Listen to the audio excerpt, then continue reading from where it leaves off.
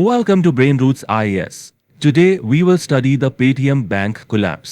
देखिए ये जो पेटीएम बैंक का पतन हुआ ना, ये सिर्फ एक कंपनी के गिरने की कहानी नहीं है, बल्कि ये भारतीय फाइनेंशियल सिस्टम, रेगुलेशन और टेक्नोलॉजी के बीच जो रिश्ता है, उसकी एक बहुत बहुत बड़ी केस स्टडी है।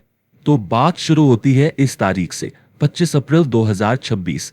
फाइनेंशियल वर्ल्ड में ये एक ऐसी तारीख है जिसे भुलाया नहीं जा सकता। इस दिन भारतीय रिजर्व बैंक यानी आरबीआई, हमारे देश का जो सेंट्रल बैंक है, उसने एक ऐसा कदम उठाया जिसके बारे में शायद किसी ने सोचा भी नहीं था। एक ऐसा फैसला जिसने पूरे फिनटेक सेक्टर में, आप कह सकते हैं, एक भूचाल ला दिया।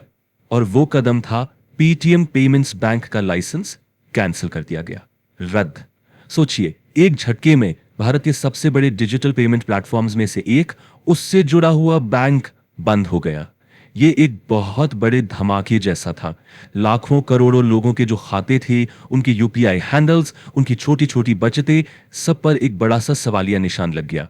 तो सबसे बड़ा सवाल यही उठता है कि आखिर ऐसा हुआ कैसे? भारत का इतना बड़ा फिनटेक जायंट इतनी तेजी से, इतनी बुरी तरह से कैसे गिर गया? इसके पीछे वजह क्या थी? क्या ये कोई एक दिन में हुई गलती थी, या फिर सालों से जो लापरवाही चल रही थी, ये उसका नतीजा था? इन्हीं सारे सवालों का जवाब हम आज के इस विश्लेषण में ढूंढेंगे। अच्छा, पेटीएम के केस को समझने से पहले यह समझना बहुत जरूरी है कि ये पेमेंट्स बैंक्स आखिर होते क्या हैं। मतलब ये जो हमारे नॉर्मल बैंक है जैसे एसबीआई या एचडीएफसी, उनसे ये अलग कैसे हैं? इनका कंसेप्ट क्या है? देखिए, मोटे तौर पर बैंक दो तरह की होते हैं। एक होते हैं यूनिवर्सल बैंक्स, जैसे एसबीआई, आईसीआईसीआई। इनका काम है हर तरह की बैंकिंग करना, डिपॉजिट्स लेना, लोन देना, क्रेडिट कार्ड देना, सब कुछ। लेकिन पेमेंट्स बैंक्स जो हैं, वो एक डिफरेंशिएटेड बैंकिंग लाइसेंस के तहत काम करते हैं। इसका सीधा सा मतलब है कि इनका काम लिमिटेड होता है, एक खास मकसद के लिए। ये एक तरह की स्पेशल पर्पस बैंक है। तो इनका मकसद क्या था? आरबीआई ने 2014 में नचिकेत मोर कमेटी की सिफारिश पर इनका कॉन्सेप्ट पेश किया, और इसके पीछे चार मुख्य उद्देश्य थे। पहला, फाइनेंशियल इंक्लूजन, यानी उन लोगों तक बैंकिंग पहुंचाना जिनके पास कोई बैंक अकाउंट ही नहीं है। दूसरा, डिजिटल पेमेंट्स को बढ़ावा देना। तीसरा, लास्ट माइल कनेक्टिविटी, मतलब मोबाइल टेक्नोलॉजी के जरिए दूर दराज के इलाकों तक बैंकिंग पहुंचाना। और चौथा, जो कि सबसे महत्वपूर्ण है, छोटी छोटी बचत के लिए एक बहुत ही सेफ और लो रिस्क माहौल तैयार करना। अब क्योंकि इन बैंकों का मकसद इतना खास था और ये खासकर गरीबों और कम आय वाले लोगों को टारगेट कर रहे थे, इसलिए आरबीआई ने इनके लिए एक बहुत ही सख्त रूल बुक बनाई। ये एक हाई स्टेक्स गेम था, जहां लोगों के पैसे की सुरक्षा सबसे सबसे ऊपर थी।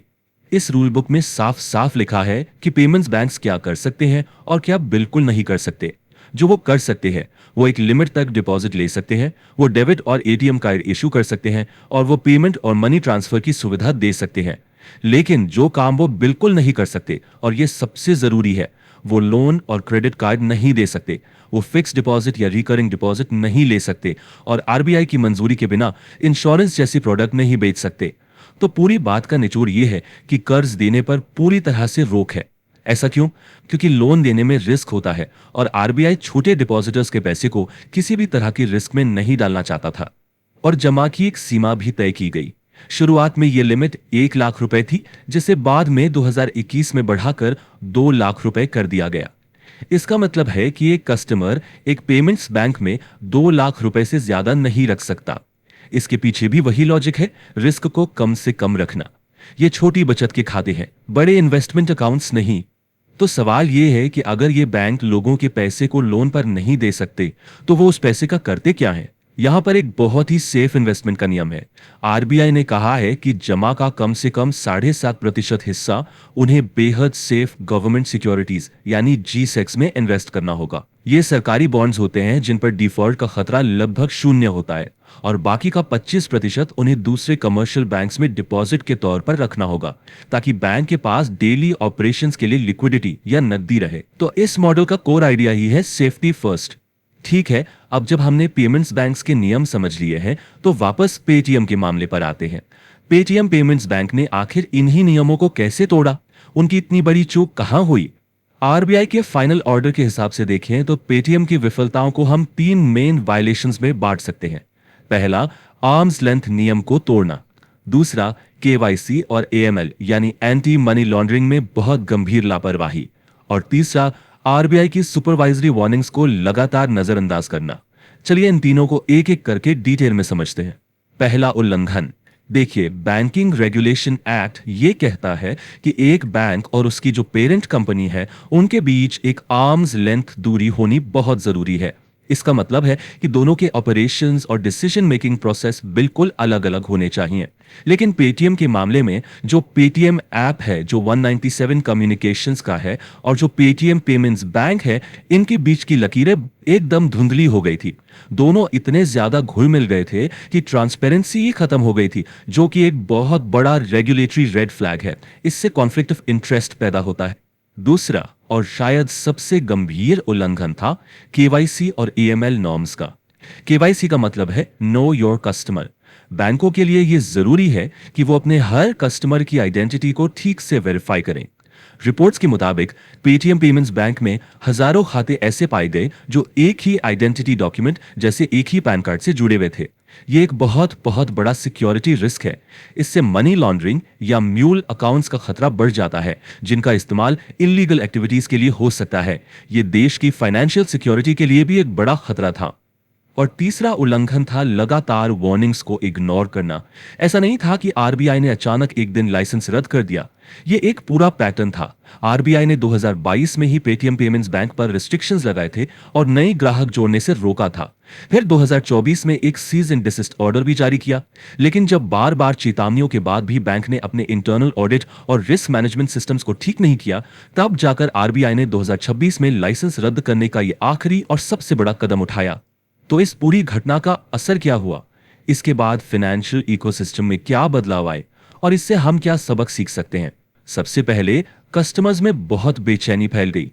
करोड़ों लोगों को अपने अकाउंट्स, अपने यूपीआई हैंडल्स दूसरे बैंकों में शिफ्ट करने पड़े। मार्केट में एक अफरा तफरी का माहौल बन गया। दूसरा, फिनटेक सेक्टर के लिए एक वैल्यूएशन रीसेट हुआ। इन्वेस्टर्स को यह समझ आया कि सिर्फ यूजर ग्रोथ और वैल्यूएशन ही सब कुछ नहीं होता, रेगुलेटरी कंप्लायंस उससे भी ज्यादा जरूरी है। उन्हें यह सबक मिला कि growth at the cost of compliance का मॉडल भारत में नहीं चलेगा। तो अब आगे का रास्ता क्या है? पेमेंट्स बैंक्स का भविष्य क्या है? देखिए, जो पेमेंट्स बैंक्स अच्छा काम कर रहे हैं उनके लिए अगला लॉजिकल स्टेप है स्मॉल फाइनेंस बैंक्स यानी एसएफबीज में इवॉल्व होना। ऐसा क्यों? क्योंकि एसएफबीज को उधार देने की इजाजत होती है। वो छोटे छोटे लोन्स दे सकते हैं जो पेमेंट्स बैंक्स नहीं कर सकते। ये उनके बिजनेस मॉडल को ज्यादा सस्टेनेबल बनाता है और उन्हें एक यूनिवर्सल बैंक बनने की राह पर ले जाता है। और आखिर में इस पूरे प्रकरण से सबसे बड़ा सबक क्या मिलता है? वो ये है कि फाइनेंस की दुनिया में trust is the ultimate currency. विश्वास ही सबसे बड़ी पूंजी है। एक बैंक चाहे वो टेक्नोलॉजी में कितना भी एडवांस्ड क्यों ना हो, कितना भी पॉपुलर क्यों ना हो, वो रेगुलेटर के बनाए नियमों का पालन किए बिना टिक नहीं सकता। और एक पेमेंट्स बैंक जिसका तो पूरा अस्तित्व ही छोटे डिपॉजिटर के पैसे की सुरक्षा पर टिका है, उसके लिए नियमों का पालन करना सिर्फ एक फॉर्मेलिटी नहीं बल्कि उसके होने का कारण है। If you found this lecture helpful, like, share and subscribe to the channel.